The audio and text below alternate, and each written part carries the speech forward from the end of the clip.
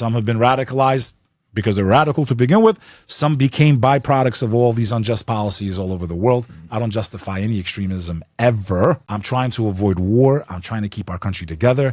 I'm trying to tell Jews, Muslims, Christians, we're not enemies. We need to operate black, white. There's a big push of that recently, which some of these conversations need to be have. I think, and they're very difficult conversations. So they're difficult conversations. I think the media has over pushed the white being bad, the blacks being good, and they've completely ignored, pushed a false narrative.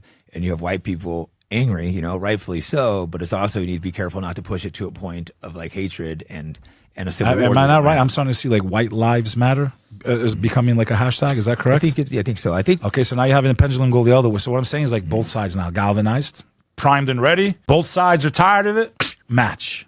Now when we're killing each other in the streets, God forbid in America, if it erupts into full fucking chaos here, we don't got time to think about a lot of things anymore. No, we don't want that. We got about 10 more minutes before we wrap up. So let's you have a podcast, right? Why don't you give a little plug for lately, your podcast, what you talk about on it, so how you got that going? Well, Jake, what's so crazy is that since 2019, I started a show called The Comeback Team, which was to do what I always wanted to do, was interview people about their lives. I swear to God, did not want to talk about politics, did not want to talk about religion. I swear to God, because I knew how divisive it is. I get death threats every day, Jake. Imagine, I'm someone saying we can all get along. Shit. Yeah, I get that. Now I know how Dr. King felt. Fuck. And they killed him. I started this podcast to inspire people to never give up because of all the tragedies I've been through in my life, war, 9/11, my brother, my older brother, my uncle, but I call him my older brother because he raised me. He died in a car accident. And I finally understood why people give up, losing someone like him. Like imagine, I've been through war, I've been through 9/11, but when I lost him, it was like all of that times a million because that's how important he was to me in my life. Devastating losing someone close. And it was the first time I felt like I wanted to give up. If I didn't have faith, I would have died. I wouldn't be here. It was faith that got me through. It was thinking of people like Abraham and Moses and Joseph was one of my favorite people in the Bible and the Quran. I love Joseph. The story of Joseph is one of my most favorite stories. And I believe it was real, not just a story. And, thinking about his life and sold into slavery by his own brother. What else you want to know? Your own brothers threw you down a well. You got sold into slavery. Then you're accused of a crime against your master's wife. Then you're thrown into a prison with the lowest of the low, never did a thing wrong in his life. Wisdom there. That horrible things can happen to you because it's the test that God put before you. And you have that faith. And what does God do? He takes him from the bottom of that prison and makes him the most powerful person after the king of Egypt. Never surrender, never give up. So I started something called the Comeback Team. I had my first event on October 25th. Is actually the day my brother lost his life. I could have never even talked about him 5 years ago or 7 years ago without just breaking down, brother. Yeah. Because when you lose someone like that, just like people are losing people all over the world right now. You know what I mean? That's why, I feel so for Charlie's wife and kids, and people can't see the humanity of that, lose someone close. Like, how can you not at least pray for her?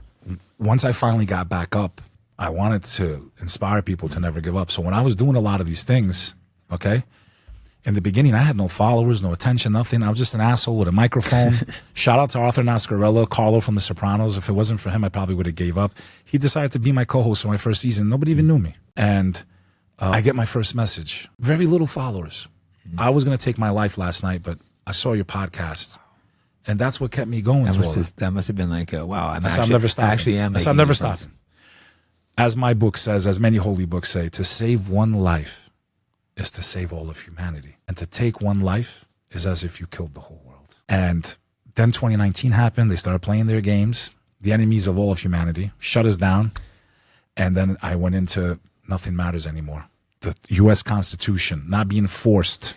Yeah, free speech. Your thoughts on that? Not being allowed. My views on I fought with everything I had in New York City. I was an outsider in my own city overnight because I refused to let them tell me what I put in my body and what I can't put in my body. It was so crazy. I lived in San Francisco, and I wasn't into politics for that. They radicalized me. I had no choice. I'm not going to trying to force me to take a vaccine. Thank God I didn't. Thank God I stopped so many.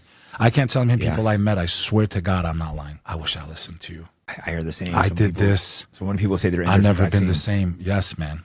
Yes, it's true. I'm not making this shit up. No, it's 100% That was true. fishy to me. And I already had the sickness twice and got over it, right? And it wasn't fun. Yeah.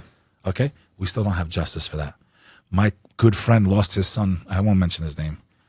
I lost my cousins in the first week of when it came out. I'm avoiding words for a second. When the sickness came out, my cousin Agran, rest his soul, Izette, my friend that owned 2-Star, God rest his soul. I lost like 10 people in the first 2 weeks. I took it very serious. That's why I get offended. I pulled my kids out of school when it was on the shores of Italy, not even in America. And when they were fighting for toilet paper, I bugged out because I am a prepper. I do believe in chaos and being prepared, but I've also learned that from things like Hurricane Sandy. I experienced Sandy in New York, man. We were about to kill each other over gas, brother. We're all on the brink. One major event, no food, no water, no electricity. We live in a very dangerous time. You must build your ark, as the Christians love to say. Build your ark, put on the armor of God. I love that quote from Christians. Because at the end of the day, nothing's going to save you but God. When your time comes, Charlie didn't know he was going to die yesterday. Yeah. You got to be prepared to meet your maker. You got to be on good terms. Anytime, exactly. That's where you have to live like every day is your last. So I was forced into this role. And then being through all these things myself and going through that evolution of having blind hatred for another race because of what happened to my people, very similar to the way an Israeli would view a Palestinian. Pure hatred. But I understand it because I lived it.